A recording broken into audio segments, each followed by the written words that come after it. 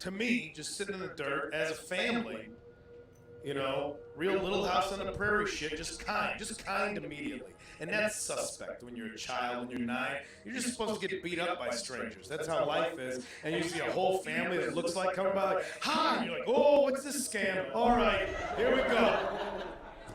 I'm like, oh, we're gonna play softball. Just checking the delay on my we have an empty video. lot next to our house, and we saw you sitting. We thought you might like to play softball with us. I was like, oh, soft is in the name, so I might be able to make this work. So it's like the webcam and the camera. Oh, there we go. I'm moving now. I've got about a 25-second delay from recording to when the live stream picks it up, which means my upload speeds and download speeds have actually gone down significantly since I offered to pay Spectrum more money for my connection. Not even looking, just stay. Oh, dandelions are fun. Shit, there it goes. Which means they are trying to limit my internet just as I'm trying to increase my service. So that's no good. Anyway, I wanted to play through here. I've got a bunch of heroes. I'm going to go through them one by one with you for a game called Diablo 3. And I've designed and geared and played and styled and done action sequences and combat and all sorts of like fantasy, nightmare, horror, like Guardian of the Week, you know, kill the demons, that kind of thing, playthrough of this game. So here are my heroes. The first is Koryuta.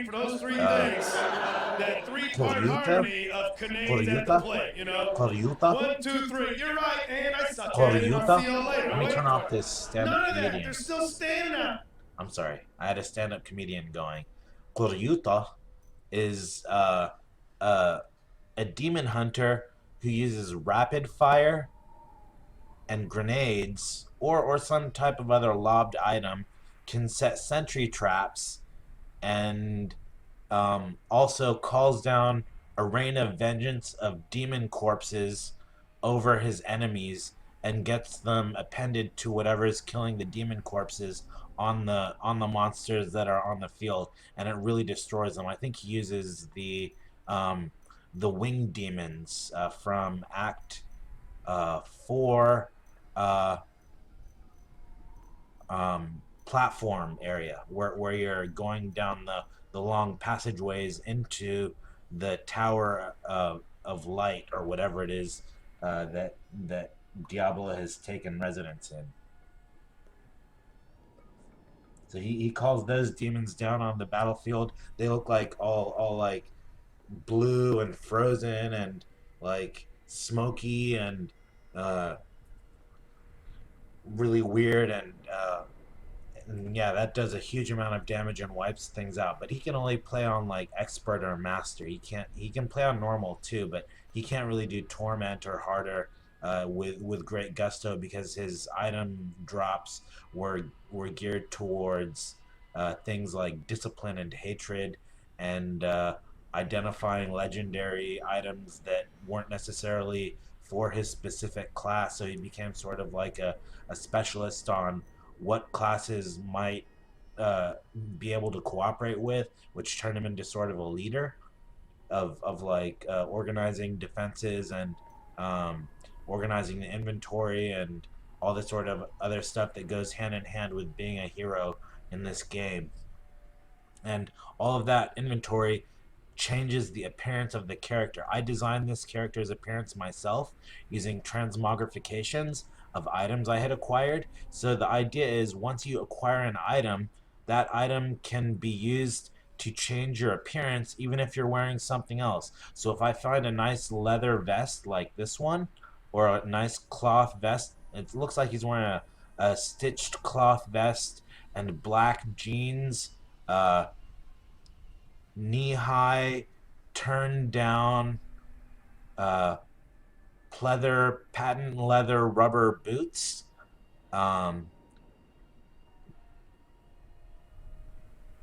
brown hide fingerless driving gloves, and he's got a new pair of shoulders on. I don't know if those are any good. We'll probably get the shoulders off him so he doesn't look like a dork. Uh, but his hair is really nice too, and I had nothing to do with the face or the hair. I just selected the body, and I selected the weapon that he would be carrying to help him in his fight against the demons. And so he's taken a weapon that has a very submissive um, form. It doesn't look like anything destructive because the blades are turned backwards towards the bearer. So that means he's not looking to start a fight.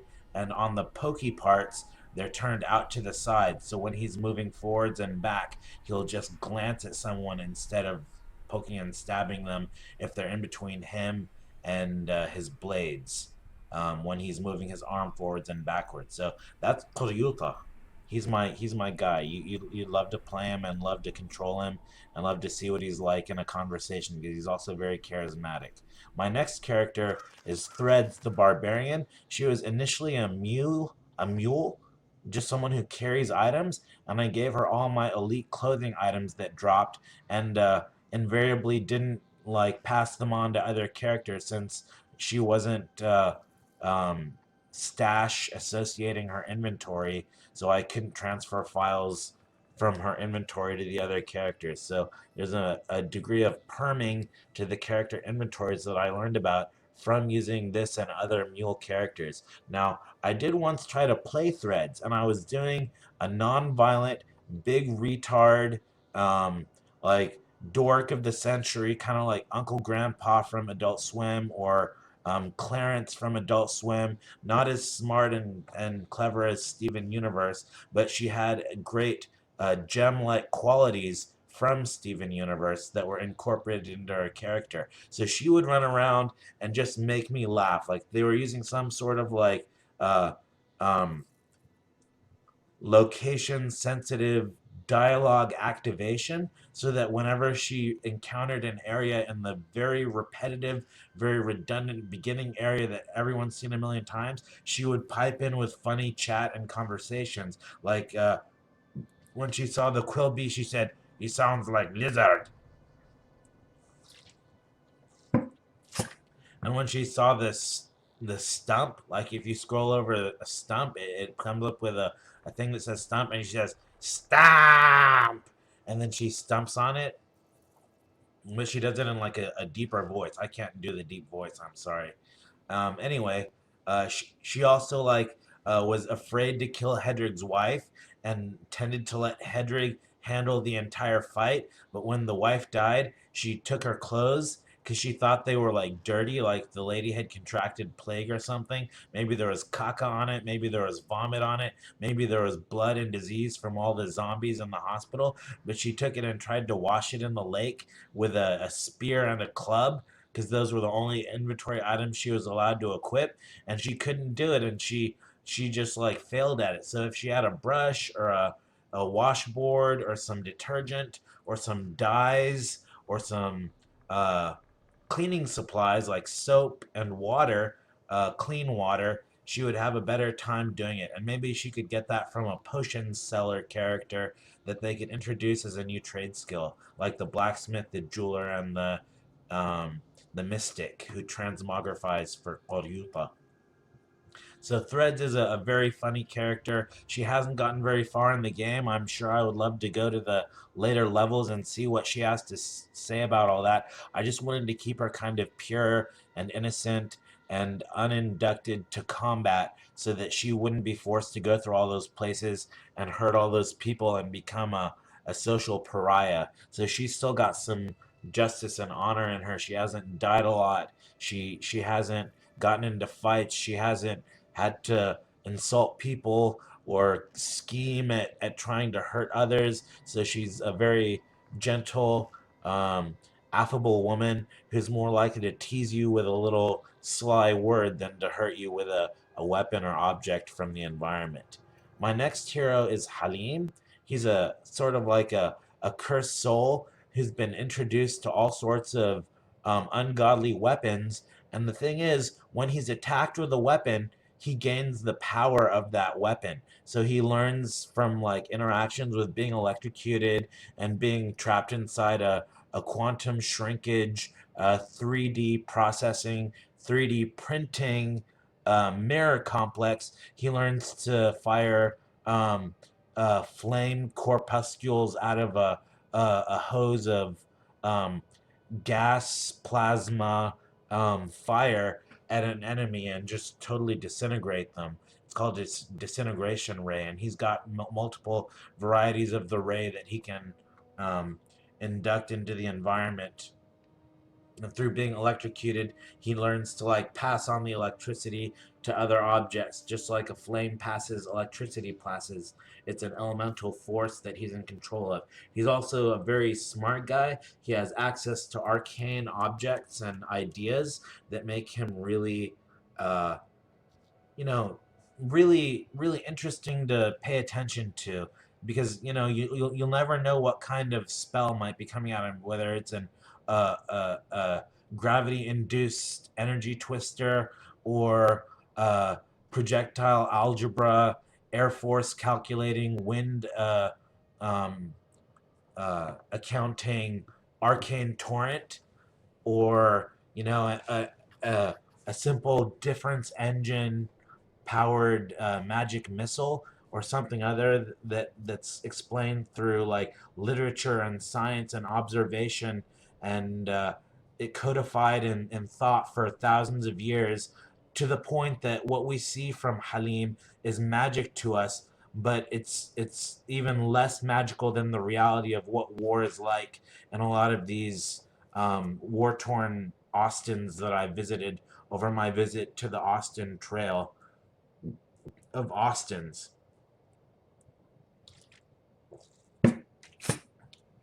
It's mad how they fractalize and pattern this city into a sort of multicolored quilt of MC Escher-esque ridiculousness. And Halim is the kind of guy who's likely to take an idea or a theme like that and turn it into an animation.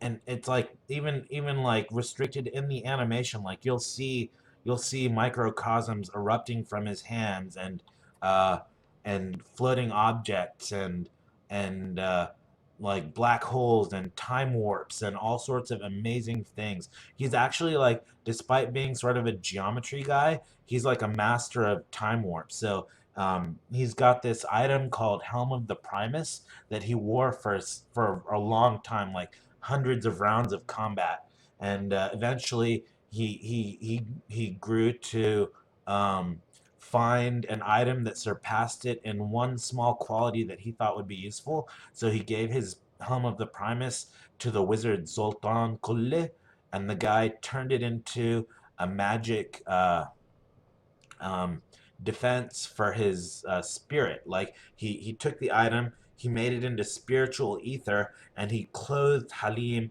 in its magic properties, and it still existed despite being etherealized, and kept around doing its thing. So now Halim is very powerful. He's the most powerful of all the heroes in the group, and he's a wonder to work in parties, because when one of his allies stands inside his time warp, they get 25% improved attack speed on their end. So they'll attack 25% faster than the enemies, who are also being slowed down by the time warp. And also, any projectiles in the time warp also slow down. So if there are any evil entities passing through, like spears from a goat man, or succubus balls, or like um, elite monster magic attacks that kill you in one hit, they'll all slow down inside the torrent of temporal energies inside this yellow bubble that he casts, and it's sort of like trapping them in gel, and they slow down. So he's very useful in a party with allies for that reason. I love playing Halim. He's dressed in a purple and white outfit, uh, uh, reminiscent of my alma mater, LBJ Science Academy, and he's a treat. I hope you like seeing him play. If we decide to play him, which we will, because I plan to splice these introductions for the videos into um, a character selection for playthroughs, recordings, um, to save replays of Diablo games, just like you can save a replay of a StarCraft 2 or Heroes of the Storm game. I think that would be ridiculously cool for all the hard work that's gone into this game to do something like that. That being said, uh, uh, on to the next hero. The next hero we've got here is the dude. He was dressed as a time as a Christian caterpillar armored hero who was serving time in hell of the Christian world for killing a girl's pet caterpillar because he was a baby and he didn't know what a caterpillar was. So when he tried interacting with it, it squished and died. So he's very sad. He's been living with monsters and murderers and psychopaths and serial killers his whole life because they sent him straight to hell. And recently, he's come to return to the fight and make a hero of himself. And he's gained many ornaments of power that have altered his appearance to something less identifiable but still powerful based on the legendary properties of the items he's carrying. He hasn't gone bonanza, he's just picking up simple additions that pull him in new directions because his skill set was so limited, being a level 60 Immortal King wearer. And so now he's doing a very uh, a very good job trying to become a combat specialist like Halim or uh, Gimme Legs or uh, Khah2ag or Necromancer, who are master combat uh, elements, and even all of them together couldn't keep up with now Diamonds, who does it and gets rich trying. He's a really over pampered class compared to the others, and they need to take the people who worked on now Diamonds and put them on Monks and Crusaders to make those classes more interesting.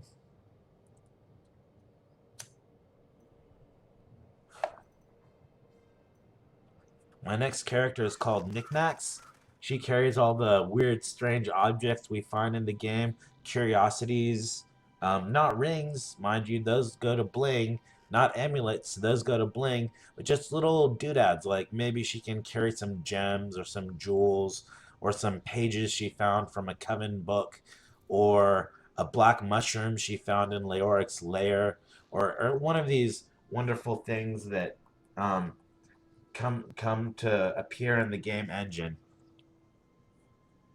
that we hang on to because they have some sort of identifiable memory retention connection for us. And next up, we've got Freedom Fry, who's a combat hardened crusader. He was dressed in white, mostly white with a little red, but we recently gave him a new coat. We gave him a new sword, and we gave him a new shield, and we gave him new shoulders. So he's looking very bulky these days, and I don't know if he'd make a good character as much as a good action figure. But in the game, he's very righteous. He's very peaceful and calm. He tends to run through encounters and rely on his one thorns proc for keeping away from enemies. So keep him if you can on normal, and he'll make a great act of um, siding with the monsters and refusing to hit them, and then running around and getting hit by the monsters, like finding adjacency to monsters who are being bad so they can hit him and get in trouble for it. And he puts himself in all sorts of trouble for his allies and always questions authority of the quest so that he doesn't do quests that might lead to him becoming a morally ambiguous character. So even if the game designers have okayed the quest, they've put it in the game, they've animated the reactions and responses to the quests, they've done all these things to make the quests rewarding and interesting and fast paced and uh, intuitive and all this stuff. Even with all that, it still might not be a good idea to take the quest because you don't want to um, break character and do something that leads to a bad situation. And that's sort of his late game current mindset. In the past, he wasn't nearly so um, observant, which is how he accrued his large collection of armor and items.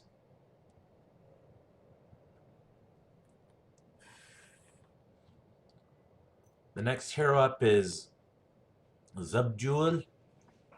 Zubdeul. Zubdeul.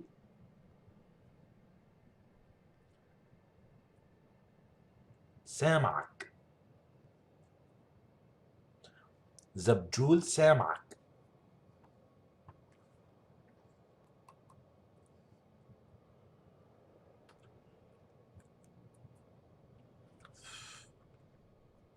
He's taken up the role of a scribe because he was very observant in his playthroughs. He would always make comments like about his surroundings and environment that were very clear cut and conscious of the situation and conscious of his place in the situation and most of all of the object of his study. So he's picked up the feather quill pen and the tablet computer in a circle, and he's taken on the paper rich scribing uh, technique, which is why he has these long uh, levitating papers attached to his shoulders, and hopefully he doesn't get burned by them, like tractor burn or whatever. But if he can untangle himself from combat, I think he would make a great next Abdul Khazir.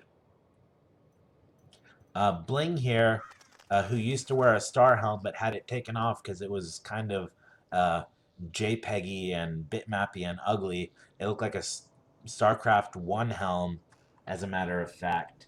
Um, Collects jewels, gems, rings, and amulets.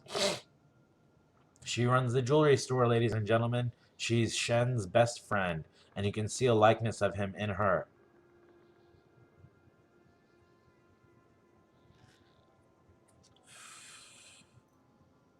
Next hero up is Gimme Legs, the Gold Find Monk. She has over 500% magic gold find, which means it's actually over 1,000. So she gets more than 10 times as much gold as other characters. She focuses on like providing sanctuary because she's sort of a weak defensive and weak assaultive character. So she just hides in her arcane sanctuary. Which makes a field around her legs that enemies can't approach, and picks up gold and things that drop from all these scam bot one hit kill monsters that run around destroying everything they touch, herself included, which is why she's learned to be very fleet footed and very aware of positioning of enemies on the battlefield. So she knows how to stay out of the way of line of fire for her allies. So a rampaging demon hunter with rapid fire doesn't shoot her in the back while she's trying to punch an enemy in the face and shoot the enemy through her, which is always a danger. She knows to stay on the other side of monsters, which means she always stays ahead of the party and then attacks back into it and picks up the gold from behind back to the position of first contact of enemies fall location. And then she advances again, runs with her movement speed to the next encounter and past the enemies and attacks back, so on and so forth, until the whole thing is ripped to shreds. She's got 2 gold find weapons, dual wielding maces, actually, although they look like swords. And one of them is for attracting gold, and one of them is for repelling evil. And it's your guess is which one is which in this story. Because we don't really know what happens in that animation, since she just goes like this with them. Now Diamonds, the witch doctor, is the next character up. He is called so as an in to the Old Spice.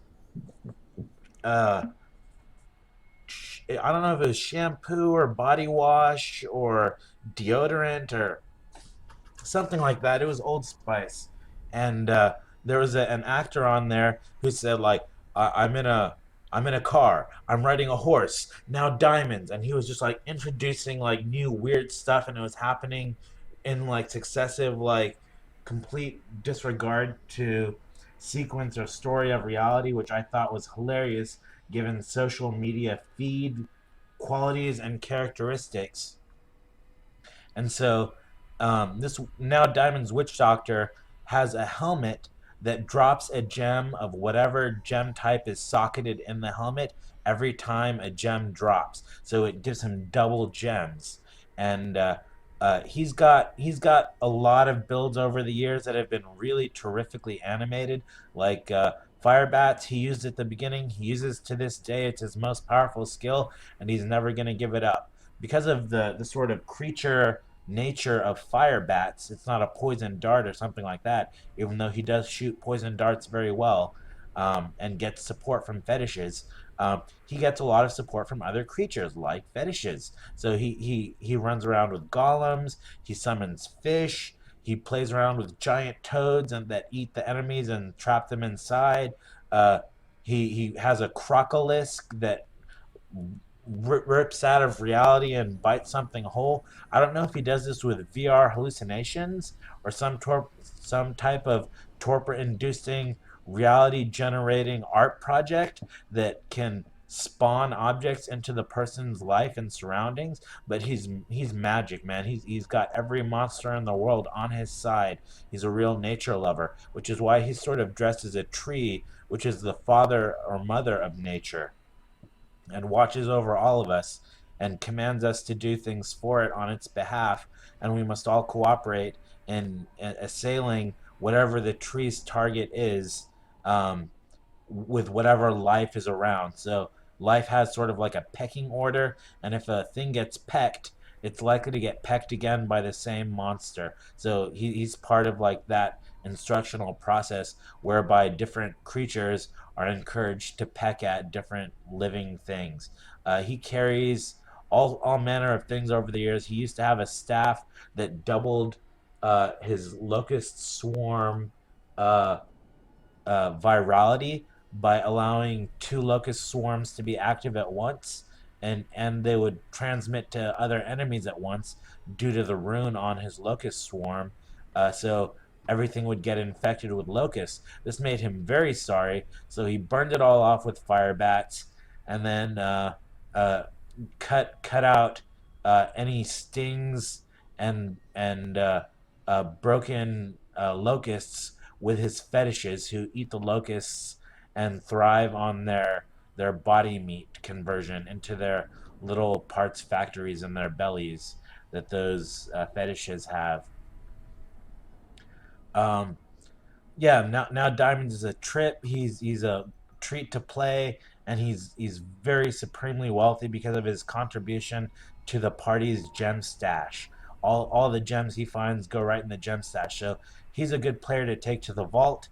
He's a good player to take to Whimsyshire, and he's a good player to take to Act Three Bale encounters, where all the cursed chests and bounty mode drop gems for him, because cursed chests have a high probability to drop a gem. So with all those gems dropping, sometimes up to 4, that doubles your gem capture to 8, or sometimes even 10 if you get supremely lucky and incur the favor of the gods in your item drop.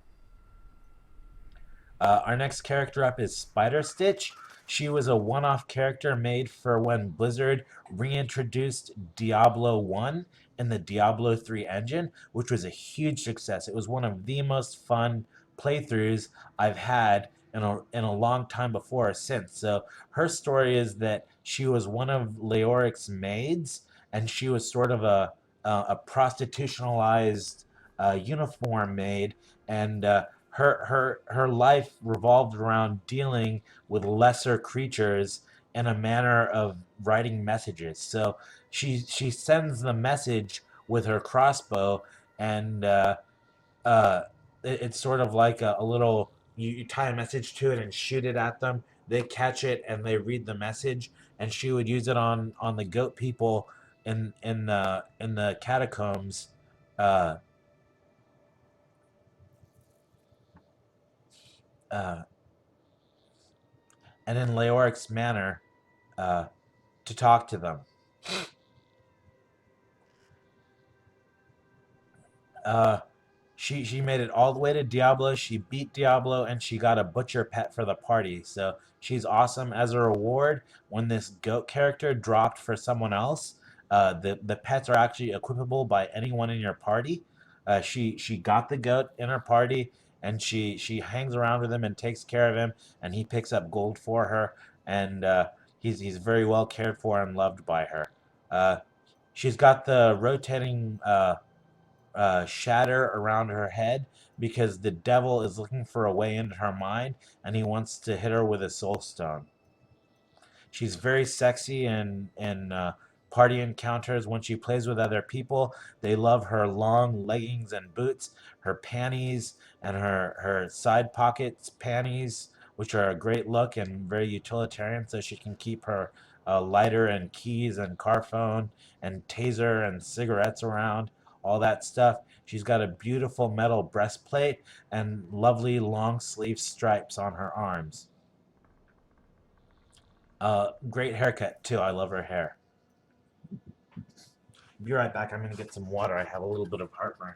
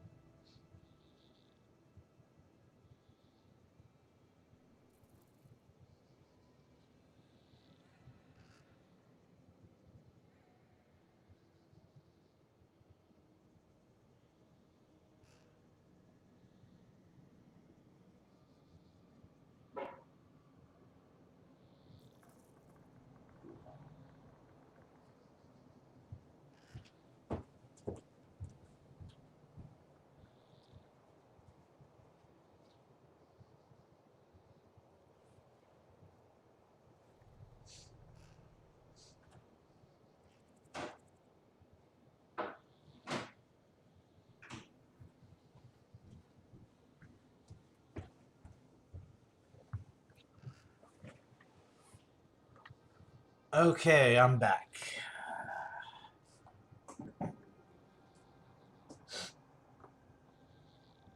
All right, our next hero up is Sharps.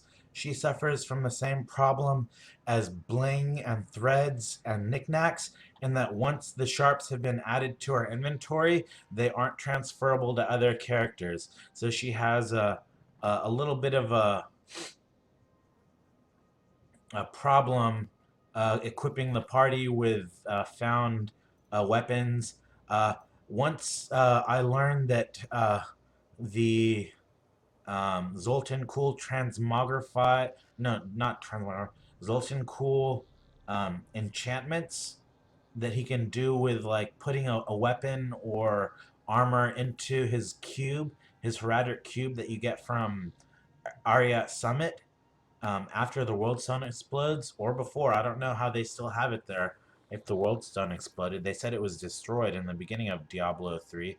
Um, that's what the barbarian said, but apparently the sieged area that Bale attacked in Ariat Summit is still around. There's a heraldic cube there. Um, Maybe it's time travel. I don't know. That would be a great story with the wizard. But the wizard Halim. But it would be great if Sharps could use all the items she's collected in the cube. So if there's anything that she has in her inventory that looks like it's unequipable because it might have low stats somewhere, or uh, the proc is good and you want to share it between a bunch of accounts, something like that, then Sharps would be great at taking care of that work.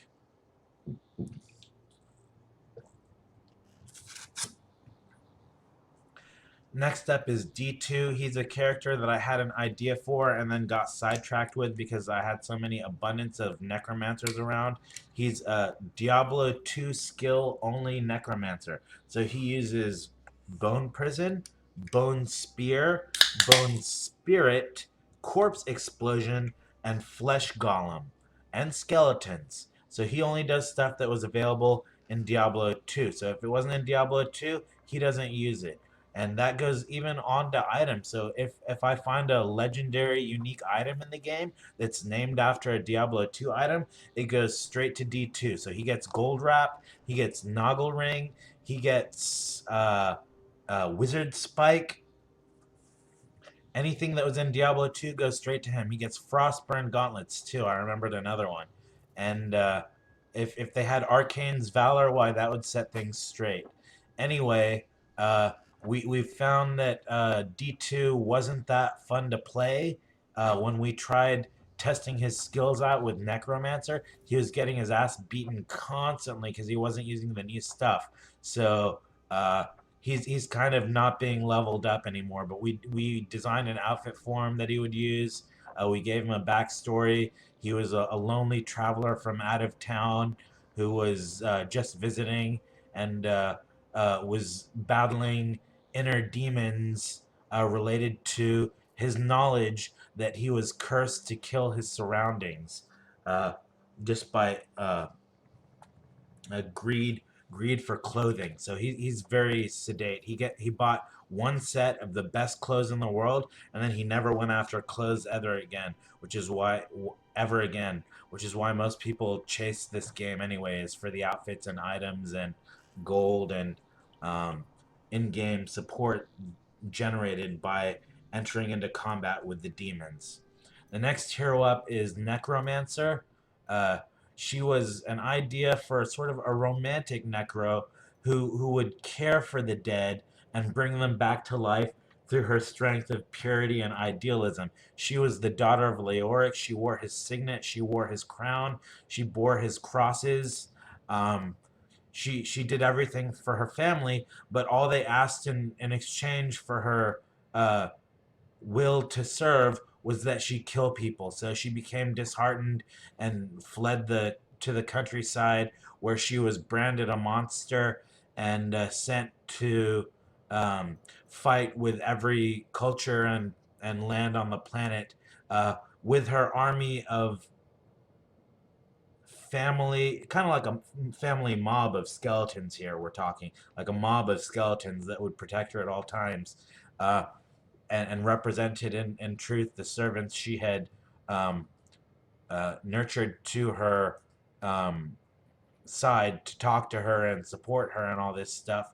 She found that these skeletons would attack everything, and she would just run around with her uh, spiky, unshaven legs and um, her poisonous stench from being away from home, and avoid hitting anything, and anything that hit her quickly got taken out.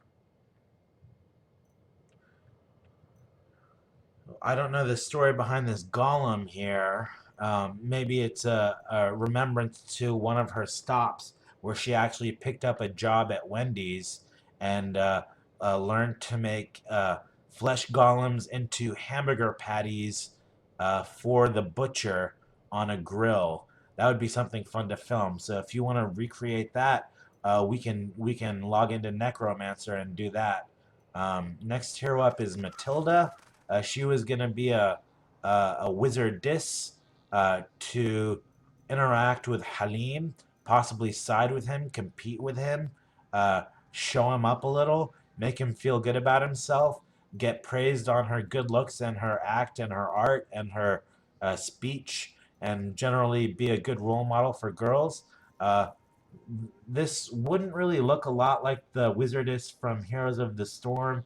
She would be maybe the same voice actor, but saying different things, more intelligent things instead of just being a cheerleader type.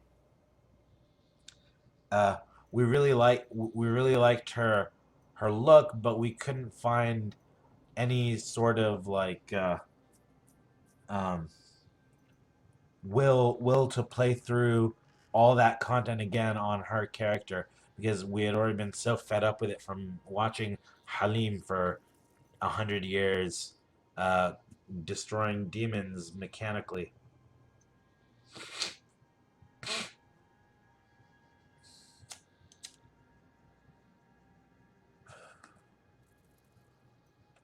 Next up is Nice Air.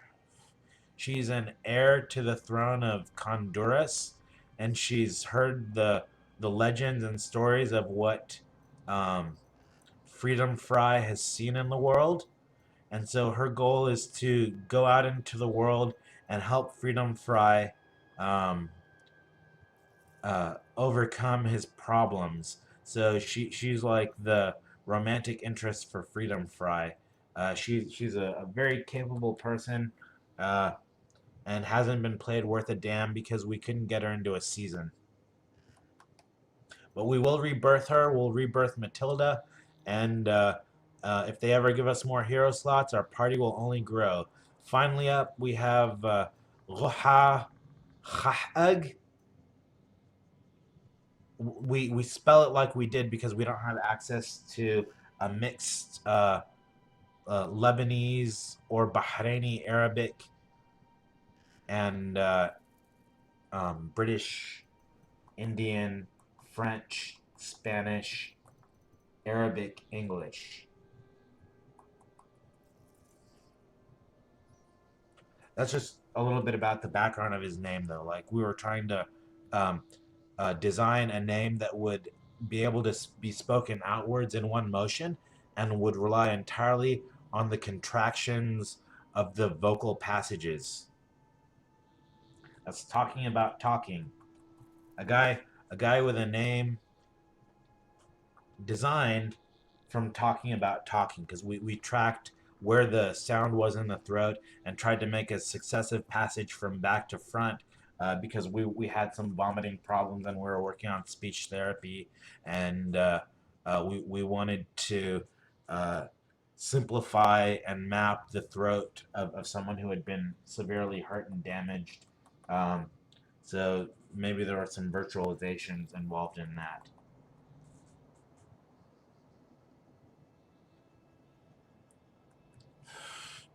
He, like knickknacks, walks around with a goat. Maybe it's the same goat. Maybe they know each other. I don't know, but he's sort of like um, a master of revenge. He has so much thorns, it makes the world shatter, man. Like you get anywhere near him, and he'll bring an army of your own friends turned against you so that anytime you interact with any of them, you get massive, massive, massive damage to your body. So, and that's anything he commands as a minion master will turn hostile towards its former allies, and he also carries around the skeletons of Necromancer. Same skeletons. They're on his side now, but they're not like into him. Like they don't care about him since he's not a chick. So they just run around and kill stuff and ignore him, which means Necromancer trying to assimilate with good people might want to stay away from the skeletons, and Khah2ag might want to think about who he passes his blessings to. But he is an aberrant animator, which is what gives him that ability to pass thorns to his minions. And he's like totally thorns out, man. This guy is uh, spiked as Chrono from Chrono Trigger. That's my entire list of characters. I hope you enjoyed learning about what I do for a living. Uh, I don't get paid to do this. I pay to do this, and I get a lot of support from the community. And it's very barbaric and violent and scary and horror-inducing. But somebody does it. Somebody makes me do it, and I'm a controlled entity, just like the characters on these lists. Uh, and that is to say that God is the greatest. All is creation, and creation creates all. And we must find it in our hearts. To obey uh, the idea that our creations are combinations of the will of many people, and we must do our best to act on lives around us and learn about the lives around us that we bear control over, to give them good fates and good histories and protect them from what's trying to kill them. So I would consider myself, despite being a taskmaster, I'm an ally of all these people, and I wish them better lives.